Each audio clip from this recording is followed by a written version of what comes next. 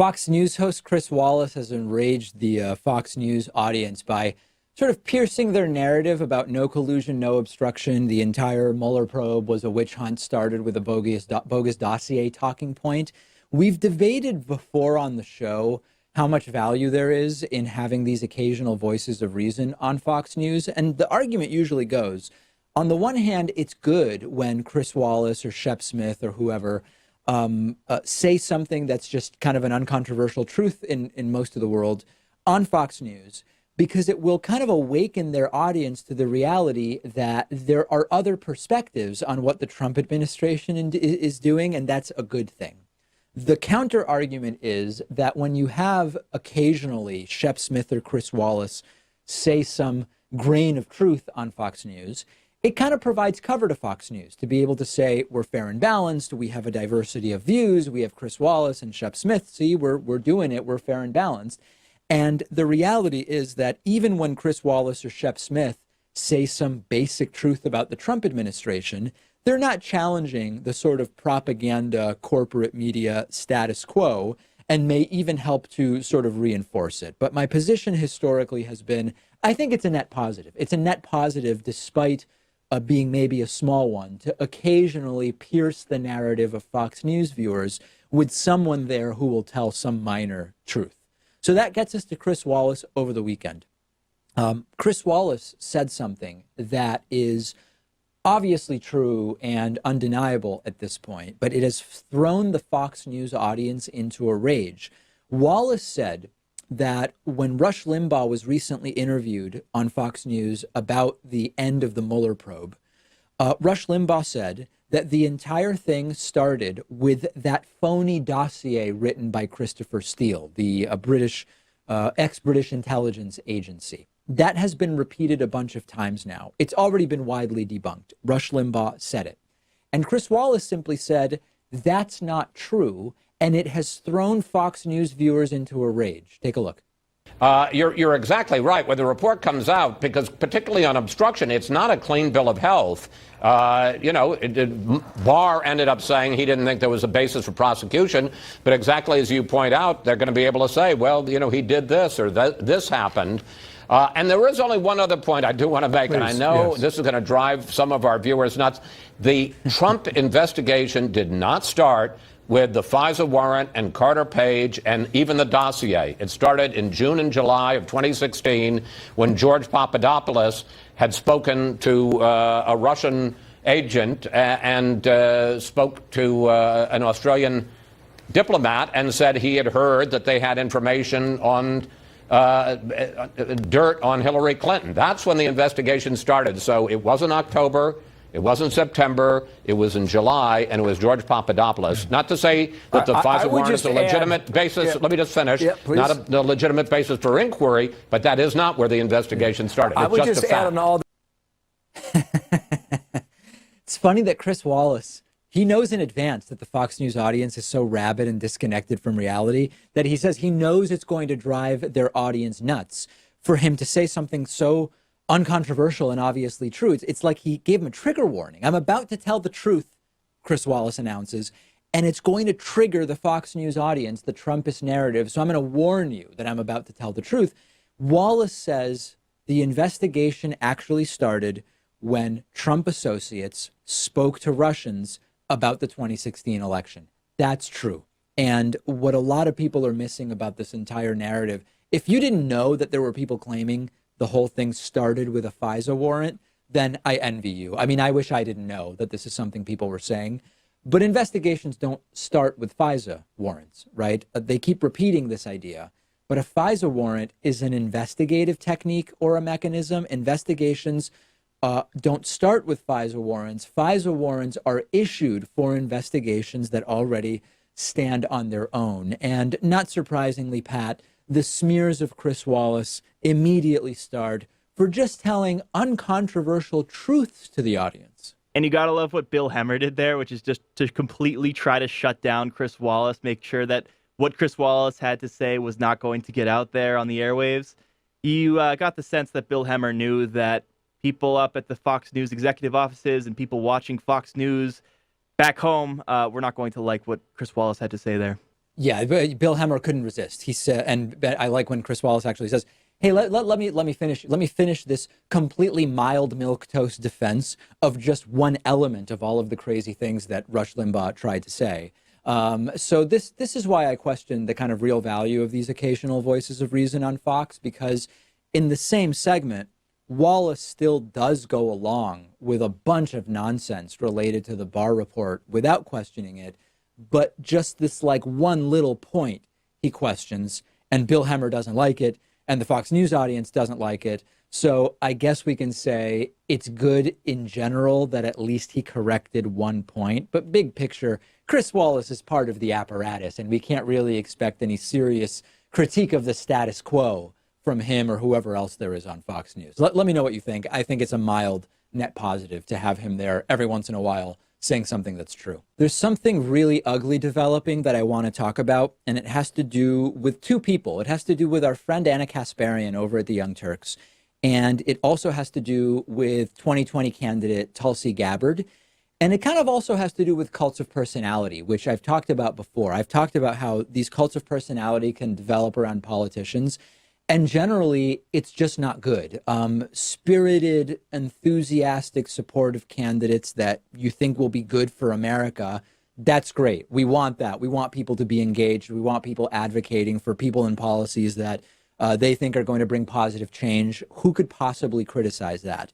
Engaging in a respectful and sort of issues-oriented debate, even if there are strong disagreements, that's great. I'm all for it. It's what I do. This show is built around that idea. But when the behavior starts to become obsessive and it turns into a cult of personality, generally speaking, it's bad, and we should call it out when that's going on. We saw this, and we still see it around Donald Trump and his followers. There's a serious cult of personality around Donald Trump, and you can often tell because when you criticize Trump policy, the blowback from his supporters is ad hominem. It's talking points and memes and personal attacks and insults. There's no doubt that there was a sort of cult of personality around George W. Bush. It's not just the right. There are cults of personality around people that are ostensibly on the left. If you go back to the 2016 election, Jill Stein, I would criticize Jill Stein on issues, and the blowback would be, I'm an establishment shill, smearing Jill Stein. I'm a Jew who can't see the truth like Jill Stein is able to, all of this stuff.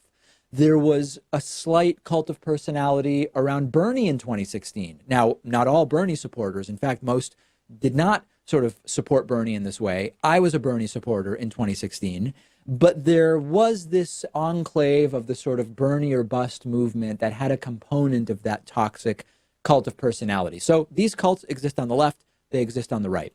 And right now, I'm seeing it with Tulsi Gabbard. Every time I critique Tulsi Gabbard, the level of vitriol and toxicity that is in the comments and reactions is notable. Attacks against me, claims that I'm smearing without actually refuting any of the assertions that I make factually.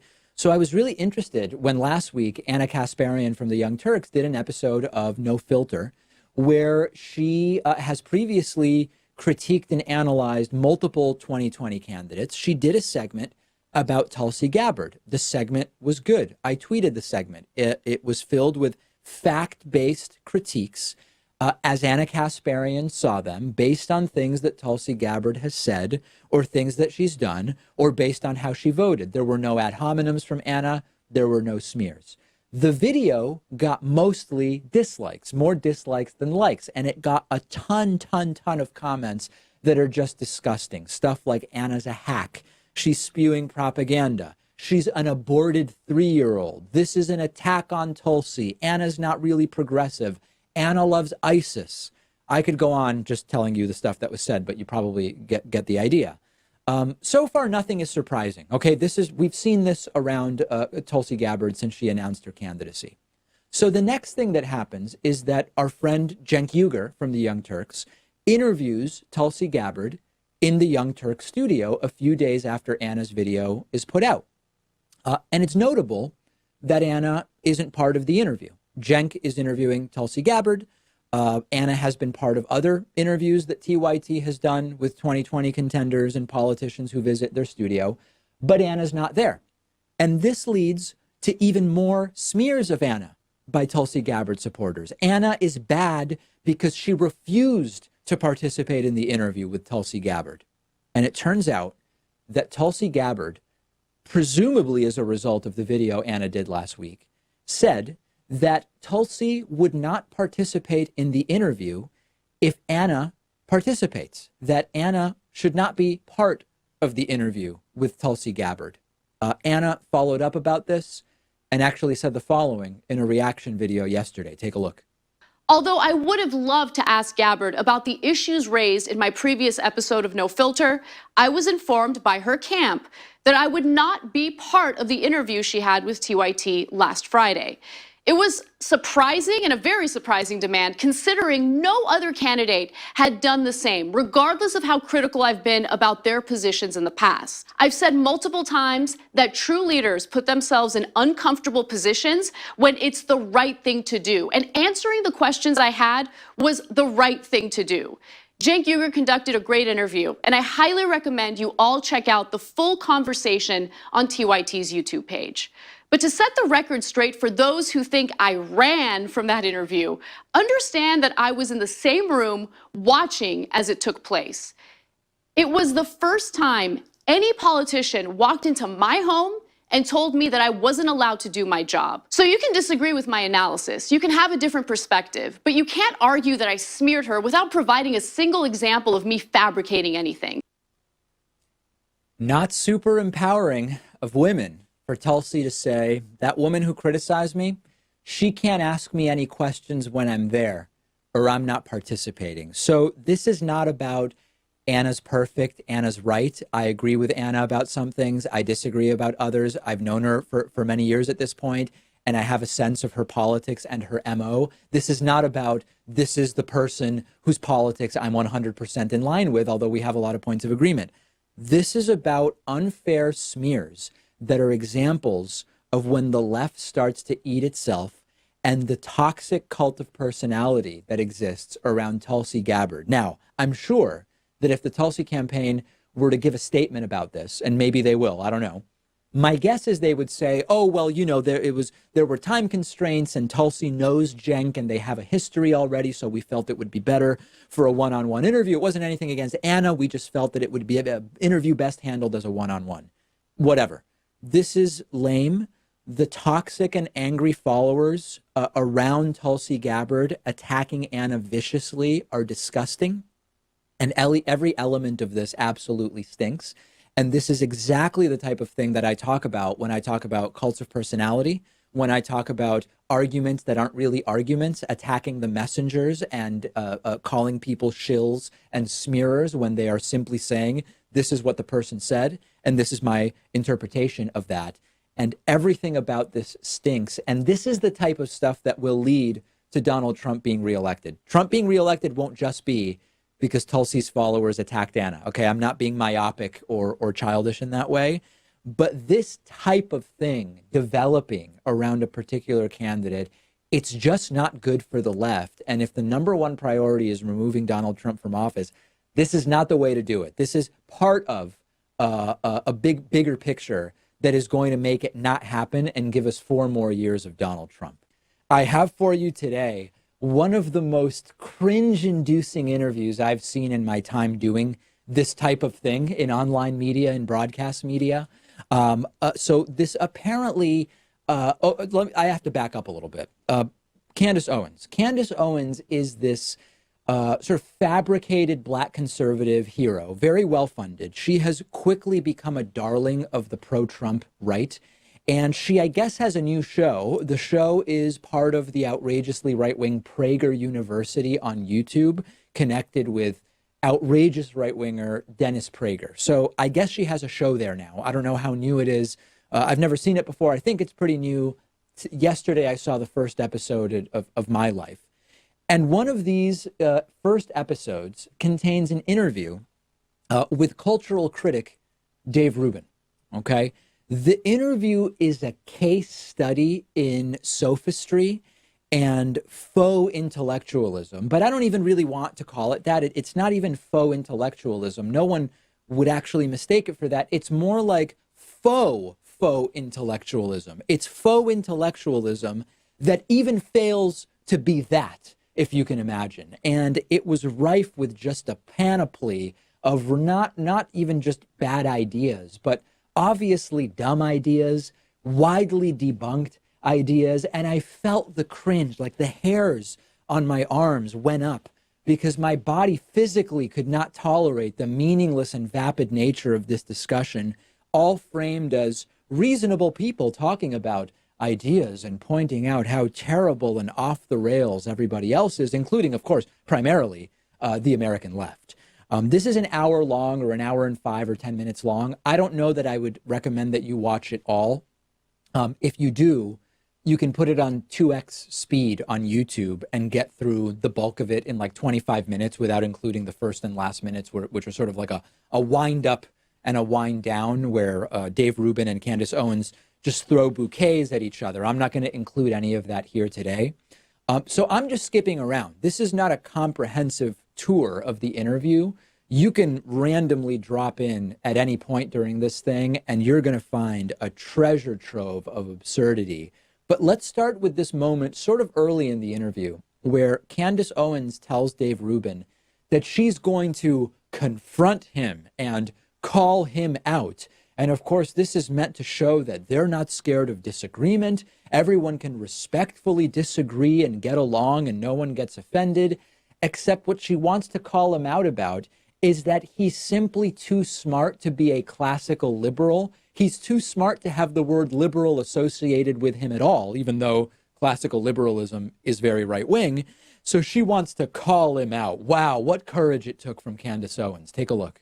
And I'm going to call you out on something. Yes, let's fight. We're already please. 2 minutes in. Yeah, right? we're So 2 let's minutes just in. get We to said it. nice things about each I'm other. so sick of you Yes. saying that you're a classical liberal. It makes me physically nauseous, okay? The whole Yes. world knows Yeah. that there's just no way. You're too practical, you're too smart, and you're not one of those people that's, I'm still learning. We've watched your Yeah. stuff, okay? You've spoken to so many people. You have an in-depth knowledge of things that, you've done stuff on even drugs and psychedelics, and you're like a wealth of knowledge, and yet you insist on calling yourself a classical liberal, and it's cheap and it's ending today. Well, first off, I want to thank you for putting vodka in here because that's going to help this portion of the conversation. Okay, so look, I am a classical liberal, and I would argue if we sit here long enough, I can get you to admit that you're a classical liberal too. This is, I mean, it's difficult to watch. It's really difficult to watch. You're just too smart for being anything with the word liberal in it. Of course, totally ignorant of the fact that small l liberalism is not progressivism in the sort of modern American context. And Rubin is right. He probably could convince her that she's a classical liberal, because classical liberalism is just a semantic game for conservatism or a particular brand of it. We did a long expose about it. I don't need to get into it, but conservatives now are playing this sort of semantic game with classical liberalism. Okay, let's go to another point where Candace Owens defends Alex Jones. Now, this is just amazing. Recently, she said Hitler's problem was going beyond Germany with his goals. She skipped over the killing of 6 million Jews. If Hitler had simply remained a nationalist versus becoming a globalist, wrong use of the word globalist, but it doesn't matter, then that would have been a whole other thing and Hitler would have been much more reasonable. Here she is defending Alex Jones. I think if there's one thing that I've learned, and I'm constantly growing and learning, it's just that I actually really have a problem with the way that social media has banned certain people. Like I've probably watched 10 minutes of the Alex Jones show of InfoWars of his show, and it was the 10 minutes that I was on it when I first started, right? Yeah. And I sat next to him, and to be honest, he kind of is like a WWE style, like screaming at the mic, and nothing that he said, or at least while I was sitting there, and again, I'm ignorant, I'm pleading ignorance here, was something that's worthy of being banned from every platform. And they're also banning people in the ways they make income, and you can't use PayPal, and you can't use Stripe. You can't, and this has happened with Chase Bank now too. I mean, it's happened with all sorts of things, yeah. And my whole perspective is that it's today you, tomorrow me. Understand what she's saying. I've never seen any Alex Jones except for the 10 minutes when he was interviewing me.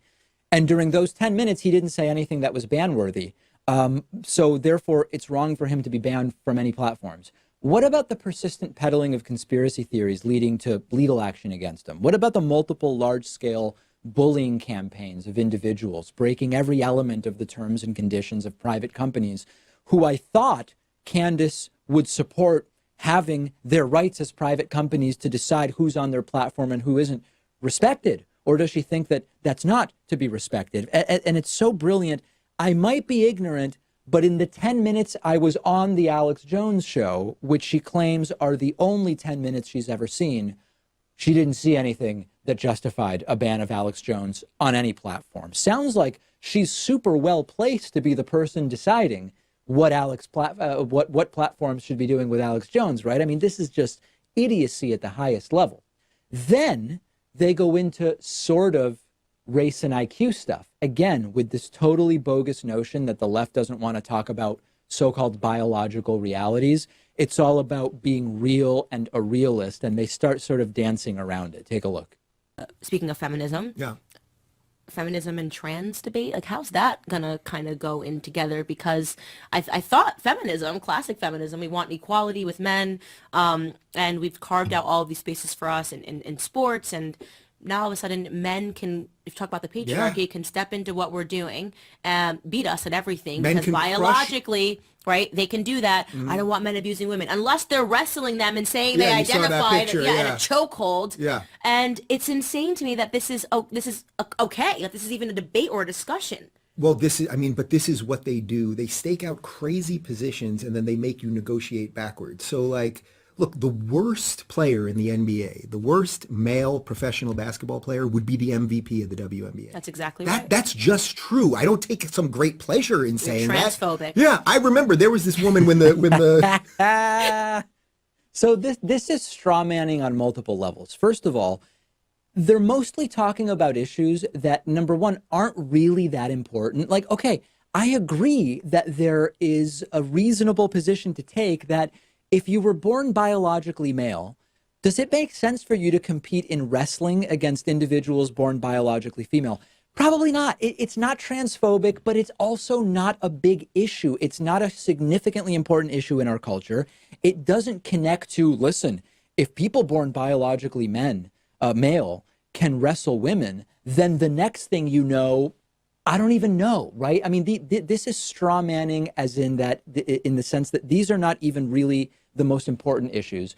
But it's also straw manning in that if you want to talk about equality between men and women, it's not about people born biologically male who get to wrestle against women, right? That doesn't destroy feminism. This is not something that the left is even consumed with. Many people don't think if you're born biologically male, people on the left, you should be able to wrestle women. And it's just really not a major issue. If you're talking about chess, for example, where the division between men and women is more because there are more male grandmasters and you want to incentivize women to participate, and if they are competing in a group that is women, well, we've talked about this, right? But if you're born biologically male and you are a trans woman, and you want to participate in women's chess, who cares? I mean, like, of course, that's completely fine. This is just not the hill on which anyone is holding this debate, and they're pretending that that's the case. And then they get into this biological realities farce that the left just doesn't want to talk about biological realities. When I remember when the WNBA started, there was this woman, Cynthia Cooper, who played on the Houston, I think they were the Houston Comets, and she was awesome. She was awesome. But I remember thinking she would be a scrub in the NBA. You know what I mean? Because she was still small. Women generally are smaller. Mm-hmm. She wasn't really that fast compared to the way a fast man is. These are just biological realities, and they don't want us to be able to talk about biological realities. I don't like seeing those pictures. When I see a trans athlete, so a male to female trans athlete choking a woman, and then I see the women on the left and the women's march and that Right. crew, the feminists defending that, Right. because they've created this intersectional pyramid where now trans is sort of above female and Islam is above that and this is above that and this is above that. This is just so stupid, right? Who could watch this and say, you know what, that's really insightful and interesting. This is a clinic on straw manning. They've set up and agreed upon false pillars of feminism and trans rights. And now they're in their echo chamber agreeing about how bad it is that the left doesn't want to talk about this stuff. They've set the parameters of the debate in a fraudulent way. This is not the real debate that is happening. And then they critique it. This is how an echo chamber works. You know, by the way, the whole they don't want to talk about biological realities. There is no biological reality that the left in total doesn't want to talk about. You can find individuals who have views that are wacky, and there are plenty of individuals on the right that have wacky views. Usually when they talk about biological realities, they eventually get to race and IQ. And we know the biological realities there. They are not the realities of the so-called race realists. And it's not that the left isn't allowing a conversation about it. It's that it's been widely researched. We're bored by it at this point. Insisting that black people are dumber because they are black on the basis of IQ tests, it's old news, it's boring, and you're not someone who is shutting down debate because you're sick of the old, tired, debunked debate. So that's a little bit of the show. It's stunning that I think in some conservative circles, what you just saw counts as like nuanced discussion. If you were to parody such an interview, if you were to parody an interview between Candace Owens and Dave Rubin, it would be identical. I mean, it's indistinguishable from a parody of itself. Also important to mention, they talk about the free market of ideas.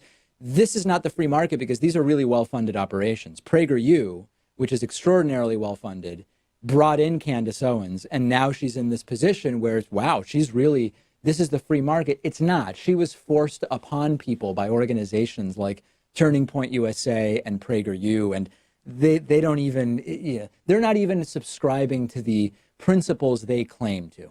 Let me know what you think. I'm on Twitter at dpacman. Show is on Twitter at David Pakman Show. I don't really know how to explain this, but Donald Trump appears not to know or to be lying about where his father was born, which is a really weird thing. I mean, I'm sort of struggling for the language to apply here. When Donald Trump said that Nambia was a country, could have been a verbal slip. He probably just doesn't have a firm grasp on African countries and geography. And that would sort of be expected. A lot of people don't have a firm grasp on African geography. When Donald Trump said he's done more than any president ever for Puerto Rico, he might not know that he's been a disaster on Puerto Rico. It might be a political calculation in some way. Maybe he forgot that he actually hasn't been that great for Puerto Rico. But Donald Trump has claimed again that his father was born in Germany, and his father wasn't born in Germany. Donald Trump's grandfather was born in Germany, and this is raising more questions about cognitive decline. I don't bring this up to make fun of people. Cognitive decline is not funny, but if the president is suffering from cognitive decline or pre-dementia, we need to know that that's a major problem. And Donald Trump could sort of be dissociating here. He's moving information around in his mind, as people in various stages of cognitive decline sometimes do. It's his grandfather who's actually German, but he says that it was his father. Check out this video from the Oval Office. And if you notice, if you're watching, this thing happens that's common in people who start to struggle cognitively, but are still in the early stages. He starts to say his dad was born in Germany. But if you're looking at the reaction on his face, he seems to sort of recognize that something he's saying isn't quite right. It's almost like internal Trump is recognizing that external Trump is doing something a little bit weird. And it's not clear whether his mind can totally parse it. I mean, this is sad. Take a look at this. I mean, Germany, honestly, is not paying their fair share. I have great respect for Angela, and I have great respect for the country. My father is German, right? Was German. And born in a very wonderful place in Germany. And so I have a great feeling for Germany, but they're not paying what they should be paying. Yeah, so Trump's dad, Fred Trump, was born in New York. I mean, he wasn't born in Germany. Trump's grandfather, Friedrich Trump, was born in Germany, came to the United States in 1885. This is not good, and it actually gets even worse. Pat pointed out to me that there's another moment during this exact same press conference, press availability, I guess you would call it, where Donald Trump twice says the word oranges, like the citrus fruit, instead of origins, like the source of something. And again, both times he seems unsure of what he's saying. Something seems to glitch in his head where he realizes he's saying something wrong, but it's almost like beyond him to even control it. Take a look. And I hope that this investigation now, which is finished, It's totally finished. No collusion, no obstruction. I hope they now go and take a look at the oranges of the investigation, the beginnings of that investigation. You look at the origin of the investigation, where it started, how it started, who started it, whether it's McCabe or Comey or a lot of them. Where does it go? How high up in the White House did it go? You will all get Pulitzer Prizes, okay? You're going to all get Pulitzer Prizes. You should have looked at it a long time ago. And that's the only thing that's disappointing to me about the Mueller report. The Mueller report, I wish, covered the oranges, how it started. Yeah. What do you make of that, Pat? I mean, you can tell that he's not so far gone that he doesn't recognize he's having trouble saying what he thinks he should be saying. There's definitely some recognition there, but it's very strange behavior. He can definitely tell that he's saying it wrong. It's surprising to me that he wouldn't just stick with a substitute, like pick a different word, beginnings, what have you, and just continue using the word beginnings. Why does he have to keep going back and trying to pronounce origins correctly? Just give up on it. That would be my take. I was thinking of this story from when I was a kid. As many of you know, I was born in Argentina. My dad was born in Argentina. His dad was born in Argentina. And in Spanish, there are two words to say here. There's the word aquí and there's the word acá.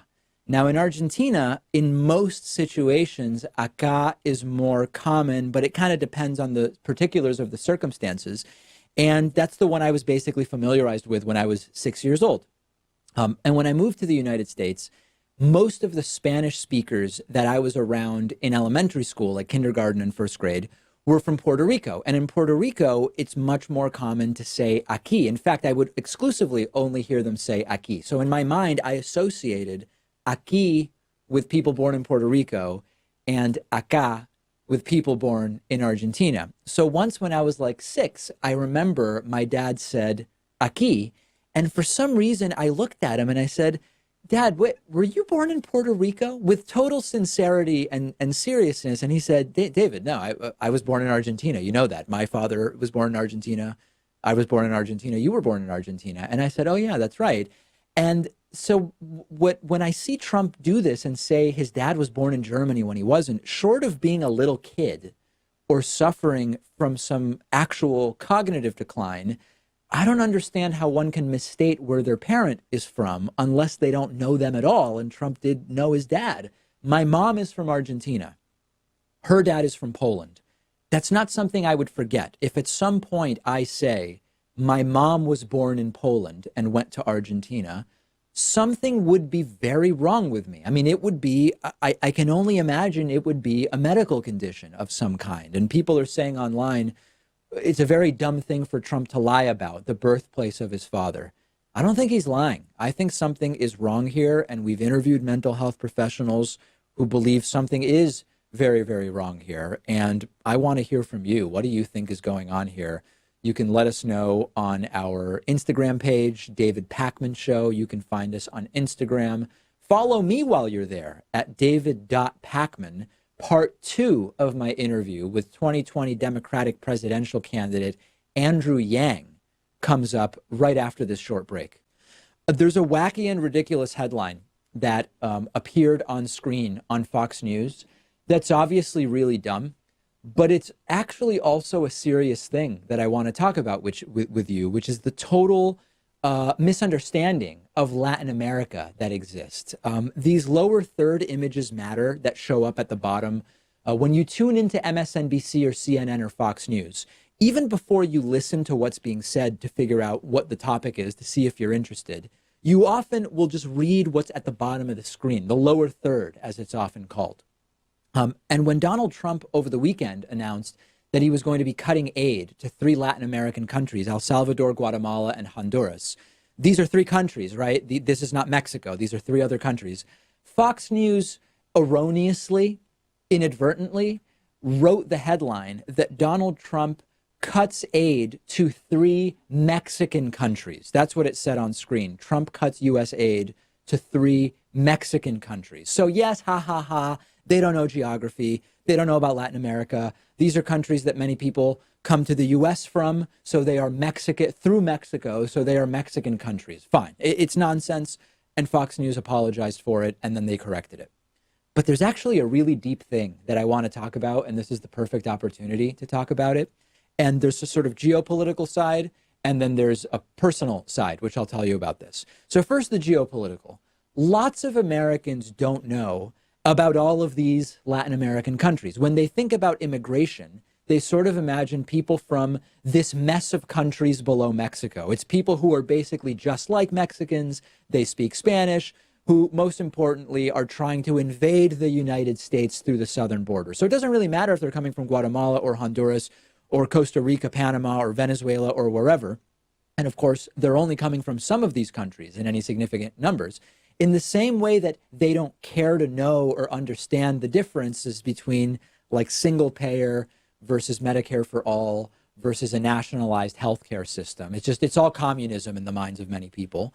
They don't care or know the differences between what's happening in Mexico versus what's happening in Honduras versus Guatemala, or the fact that these countries have different indigenous groups, each of whom have different cultures and different histories and very often speak different languages in addition to Spanish. And they definitely have no idea that the United States' relationships to these countries in the last 100 years has been drastically different. If you consider the U.S. history in Nicaragua, for example, to the U.S. history with Costa Rica and Mexico as an example, there is very little in common other than, a bunch of the people in these countries speak Spanish. So in a sense, the stupid headline of Trump is cutting aid to 3 Mexican countries, it's more accurate than you can imagine in terms of the worldview that exists for many of these right-wingers and Trumpists. So that's on the geopolitical side. Now, on the personal, individual sort of identity politics side, even relatively educated people are very confused about Latin America. I have this funny anecdote where someone I know has family, has cousins who live in a rural conservative part of the United States. And there was a point in time where the cousins were sort of confused. They somehow heard David speaks Spanish. Oh, I speak Spanish. Yeah, David speaks Spanish. He's from Argentina. And they said, oh, he's Mexican? Wait, he speaks Spanish? He's Mexican? No, he's from Argentina. That's a different country. It's in South America, not in Central America.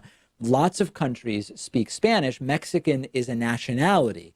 Oh, but isn't David's white, right? Yeah, that's right. He is white, and his ethnicity is Ashkenazi Jewish, but you can be from any country and speak any language. And then it was, wait, there are Jews in Mexico? And the answer is, of course, there are Jews in Mexico, but David's not from Mexico. David's from Argentina. So the stupid headline is, sadly, I wish it weren't the case. I wish we could just laugh it off as some dumb thing on Fox News.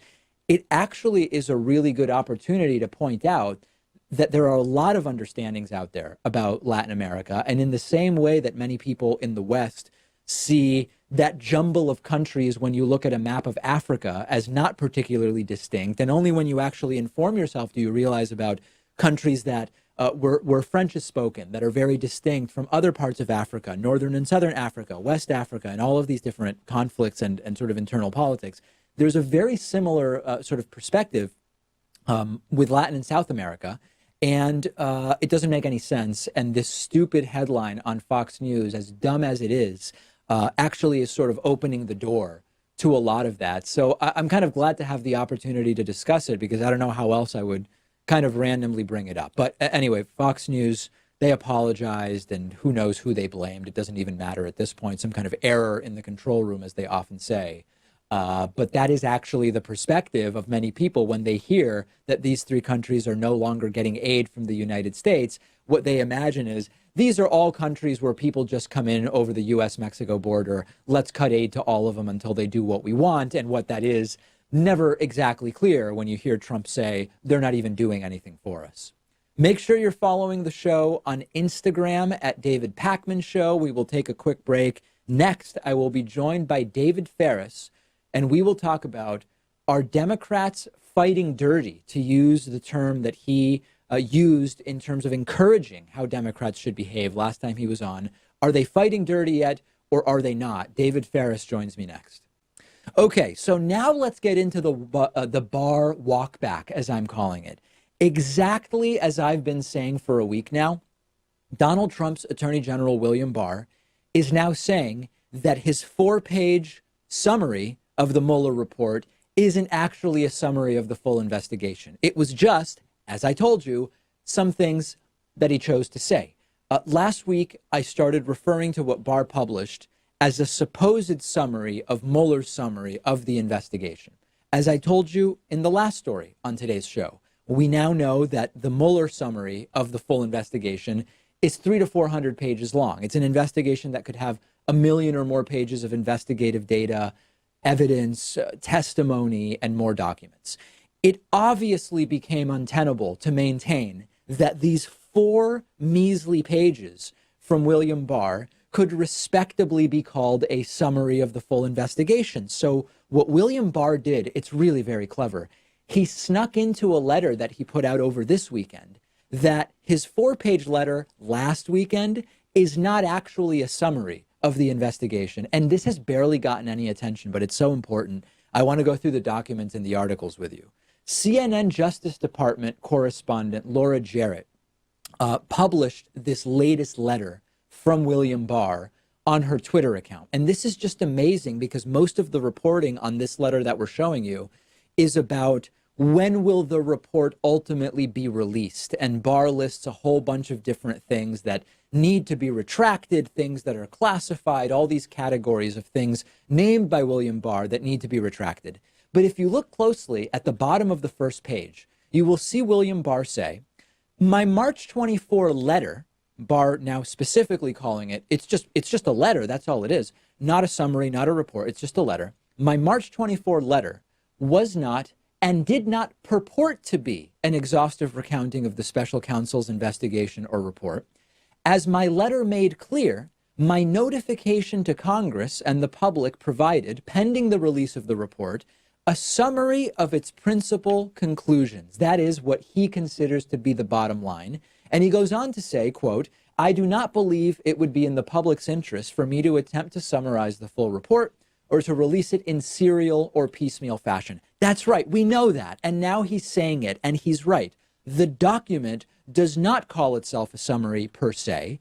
It's a list of what William Barr says are the most relevant conclusions. But despite William Barr now saying this 7 days after he released this thing, Trumpists and corporate media and right-wing media and even some left-wing media claimed utter and complete exoneration on the basis of this letter being a summary of the entire report.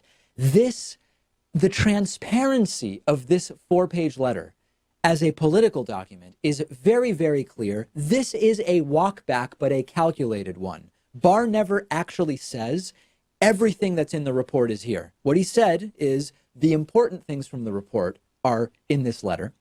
That is used for a week by the 24-hour news cycle to claim that this is it. This is vindication. This means there's no evidence of obstruction. This is a total clear vindication of Donald Trump and everybody around him. And then William Barr says, listen, that was just what I thought of as the principal conclusions. That was never actually meant to be a summary, but the cat is out of the bag. The horses have left the stable, so to speak here. And what we now recognize as effectively a press release from William Barr a week and a day ago of 4 pages was merely a pretext for Donald Trump and his cronies to claim exoneration. And this is, the thing about it, Pat, it worked. I mean, they're not stupid, okay? Trump picked Barr specifically to manage the release of this report. Barr did exactly what he was supposed to do, which is put out a political document that is a pretext for Sean Hannity and Jeanine Pirro and Trump Jr. and everybody to say, it's over, folks, no collusion T-shirts and hats and whatever else. And now we actually have to try to walk back the misunderstandings, which they deliberately calculated and planned. Congratulations to them. I mean, they did it. Right. I think William Barr has successfully primed the pump on this. And you have to wonder, why did we even need his summary to begin with? Like, I understand he wanted to put out the initial conclusions and he wanted to make sure that we had some understanding of what went on with the Mueller report because it was a matter of public interest. And also, if the president was indeed compromised by Russia, we'd want to know that as soon as possible. But we waited a year and a half, 2 years for this investigation to end. I think we could wait a few more weeks to actually see the Mueller report itself. We don't need William Barr's summary. Consider for a second, if Democrats didn't control the House of Representatives right now, we might never get the truth. I mean, we still might not. By the way, we don't know ultimately what it is that we're going to get. Hopefully we will get it. But if Democrats didn't control the House, there is no chance that we're getting it. And key point, as I said, this is not a document summarizing the probe. It's a press release, PR-friendly, cheerleading document meant specifically to serve as the pretext for Trump to claim victory, go around the country claiming victory, which he did, and it worked on lots of Americans. A lot of the individuals are pretty dim-witted that are involved here, but the big picture of this scam was executed very, very well. And I guess in some sense, I mean, it's disgusting, but I've got to give them credit. They actually pulled it off. Let me know what you think. I'm on Twitter @DPACMAN, and the show is on Twitter @DavidPACMAN Show.